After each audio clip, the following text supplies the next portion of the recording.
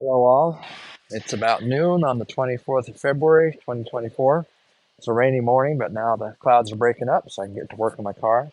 You can see at my feet are my two drums. I just got them back from my mechanic this morning. I was pretty excited about that. He did a nice job. He told me they were both quite a bit out of round, so I'm very glad that I had them turned. They came out nice. I also, after the fact, watched a video on how to I remind myself of how I should have used those little soldering things that I repaired that plug with yesterday. And I discovered that I was supposed to have heated the entire surface so that all the shrink wrap closes up and seals it up. So I'm going to put my heat gun back on that to finish up that little project. Just take a couple minutes. Then I'll put my trickle charger on the battery because I've been using a lot of battery without running the engine. So I just want to keep the battery fully charged.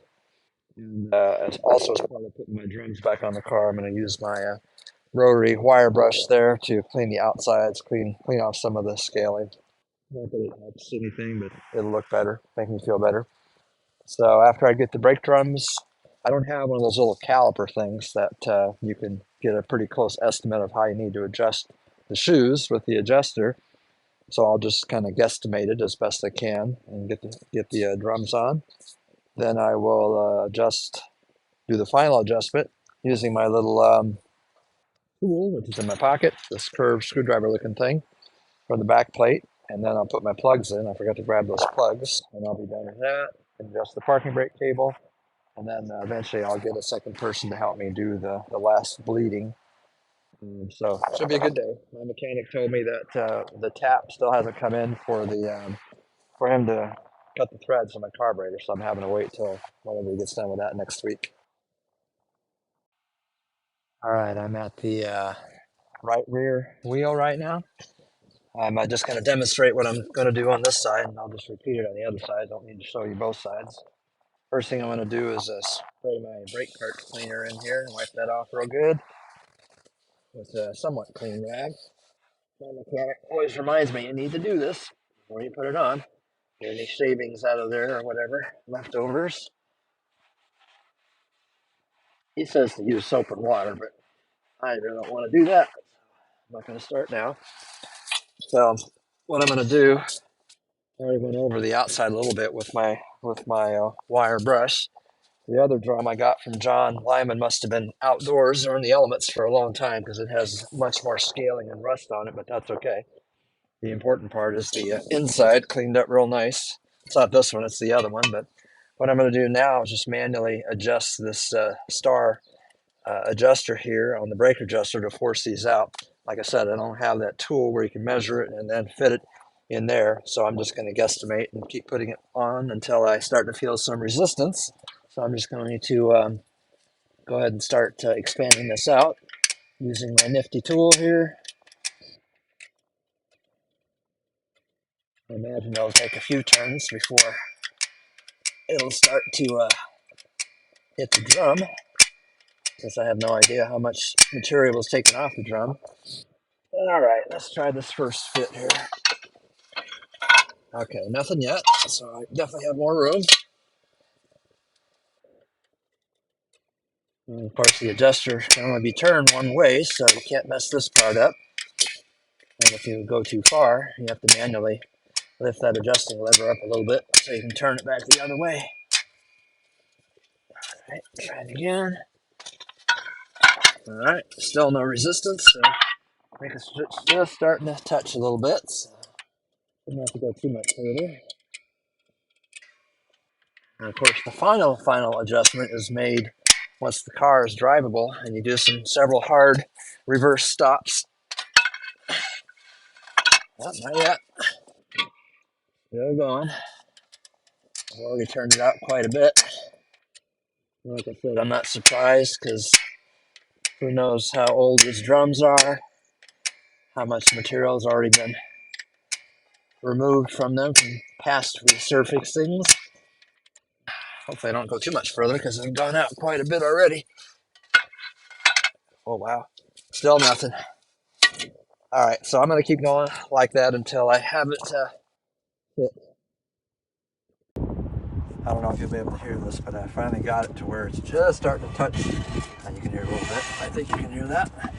just starting to touch the shoes, so that's a pretty good estimate of where it should be. I'm going to show you how far that adjuster had to go before I got to that point. That's actually quite a bit, but there's a whole lot more still, probably at least that much more in the adjuster, so I don't think that'll ever be a problem.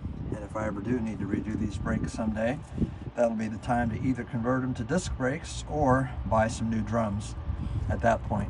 But for this first time, this is going to be just fine. So I'm going to put that drum back on, and I'll try and tighten that a little bit more with my tool from the other side, and then I'll switch to the left side and do the same thing over there. Well, actually, I'm going to demonstrate me using the wire brush on the outside too. It's easier to do when the drum is mounted. Then I'll move to the other side. All right, I've got the adjuster pretty much where I want it. It's starting to drag a little bit more. I don't think the shoes are perfectly centered, so once the hydraulic brakes are applied and the bleeding is done, that might center them more. It might need a little more adjusting, or that might just be the hard reverse stops. So my intention now is just to do a quick run around the outside just to get rid of some of that scaling. Although on this side it's really not bad. The other one is the one that needs more of this. And of course this isn't necessary, but I think it's good to get rid of some of that rust and scaling. Why not? I know some people go hog wild and sandblast it and paint it and all that. Yeah, maybe if I were doing an actual restoration, I might do that. But I'm just trying to get this thing on the road so I can enjoy it and continue over the years. And someday I will restore it. So anyway, you can see what I'm doing there. And I'll finish that up on this side and move to the other side. And I'll pick it up later.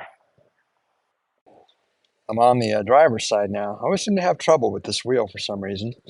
So I did my usual. I cleaned up as best I could with the wire brush, and I was having trouble getting the drum on the way, all the way on. I thought, well, what's going on? The hole's not big enough for the studs. So I put the drum on the other side, the right side, and it slid on very easily, no problem at all. So I knew that wasn't the problem. So I figure it must be just a buildup of rust and corrosion. So I'm going in here with one of my new smaller wire brushes here on my drill to get all the way around these studs. I already cleaned around the hub here. I'm also going to put just a dab, just a little dab of grease in a few places to hopefully keep this thing from welding itself to the axle like it usually does over many years. So just working on that right now. I'll get there eventually. Just a little more effort. All right, I've kind of lost count of the number of unexpected challenges I've run into with this car. Well, here's another one. Just when I thought I was about done with the brakes, it turns out that this stud, the one sitting right on top, the shank of it is just a little oversized for some reason. It won't fit in any of those holes. Now, I could bang it on with a hammer, but I don't want to do that. And maybe that's what contributed to the old drum cracking because somebody forced it on. I don't know. I do remember having one hell of a time getting that old drum off. This may have been why. So the only thing I can think of to do, short of pulling the axle shaft, which I'm not going to do, is just taking some sandpaper and kind of working my way around it. I don't have a Dremel tool or anything like that, and kind of filing that down enough to get it comfortably through the hole on the drum. And I tried the other drum on the other side. I tried this drum over there, tried different holes, and they all point to this stud here. It just does not want to comfortably fit over that shank there. So I'm going to do what I can to shave off a little bit of that metal all the way around with some sandpaper or something and make it work. So I've determined that this is the offending stud, and when I look at it real close, it looks different than all the other studs that are on there, which tells me this stud was replaced at one time in the past and it wasn't sized correctly. They didn't check to make sure the shank fit through the hole. So I bet what happened is they used a big hammer and just smashed the drum on there, and I'm sure that's why that drum failed and cracked. So I'm busy. Sandpaper wasn't cutting it, so I'm using a little flat file. I don't have a Dremel. I'm sure a Dremel would make this a lot easier, but I'm just sitting here patiently working my way around until I get it filed down enough for the drum to easily slide over it. All right, I'm about an hour into this now with these files I got down here, and I've gotten close. I can pretty much get the drum on all the way, but it's a tight fit. This is the offending stud. It's a really tight fit. So I'm going to pull it back off and continue to work on it a little bit more. But I think I'm almost there, finally. All right, finally, I got it done. Man, that was a lot of work. I got to get myself a Dremel tool. I would have been done in 5 minutes with that baby. Turned out I also had the file and stud next to it down just a little bit, not much, but it was actually catching on that one too. So maybe it wasn't the wrong stud. I don't know, but all I know is I had to file both these shanks down a lot, especially this one, in order to get that drum on there. Now it slides on easily like it's supposed to. So now, like the other side, I'll do my adjustment right there and get the initial brake shoe adjustment done, and I can finally be done with that part of this project. The other thing I wanted to point out is that I put a very thin film of grease all around the hub here, all around each of these shanks, because although I got it to fit now, it's still a very tight fit. I don't want it to rust in place again where I have a heck of a time getting that drum off if I have to do that again in the future. So I just used some of my wheel bearing grease there. All right, so I switched gears back to working on the radio. I was able to fix the problem with the antenna buttons.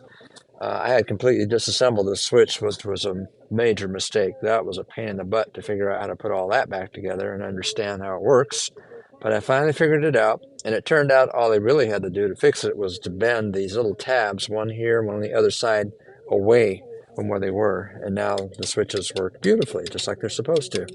So that took care of that problem. But unfortunately, the radio itself still does not function.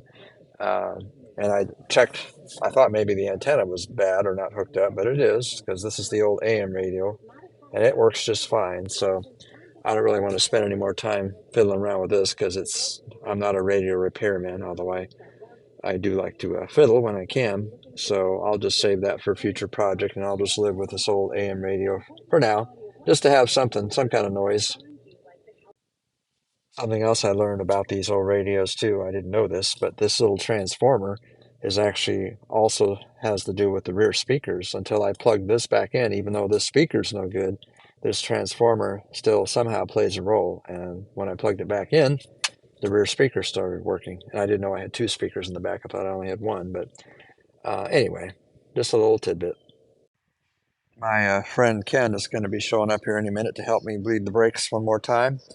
I pumped the brakes up myself for the first time, stepping on the brake pedal and filled up the calipers. That was kind of cool. So he's here now, so we're going to get started. This shouldn't take long. That's my friend Ken. He just helped me bleed the brakes. So the brakes are now completely done at last after all this time.